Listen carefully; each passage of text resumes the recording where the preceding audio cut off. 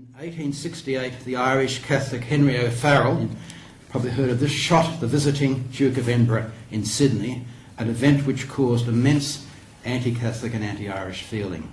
What's less well known is that in 1882, O'Farrell's crazed brother shot the Catholic Archbishop of Melbourne, Gould, in a street in Melbourne. Now, like the Prince, Gould survived. The thing that the O'Farrell brothers had in common was not they were Fenians, as Henry Parkes said, but they were very bad shots. They were bad. Both the assassination victims survived. But Gould declined and died from this 6 years later. It was during his decline that Cardinal Moran arrived in Sydney, who wanted to run the whole Australian Church, and he prodded the Vatican to get the declining Gould to appoint a coadjutor bishop.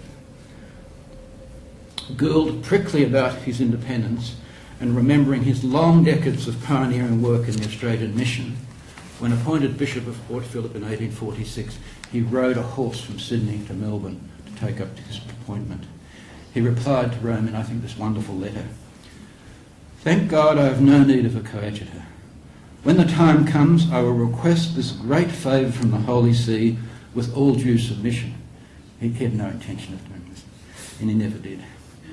"As I am the senior bishop in Australia and one of the first missionaries of the colony, I hope the correspondence of propaganda in the affairs of this province of Victoria will be sent to me directly, not through Monsignor Moran of Sydney." Gould was not going to be trumped by a newly arrived cardinal. This was an opening shot in the long rivalry between the Melbourne and Melbourne-Sydney Catholic sees. In this book, I'm sad to say to you, the Victorian Catholic Church comes out favourably in comparison with its New South Wales counterpart, but a Sydney person, Patrick O'Farrell, said the same. But with the Labor Party, it's the reverse. The New South Wales ALP branch was successful and favourable to Catholics. And in Victoria, there's just been a history of it written, a Victorian branch called Neither Power Nor Glory. It was a hopelessly unsuccessful branch, and it was also unfavourable to Catholics. I'm not saying these two things necessarily go together.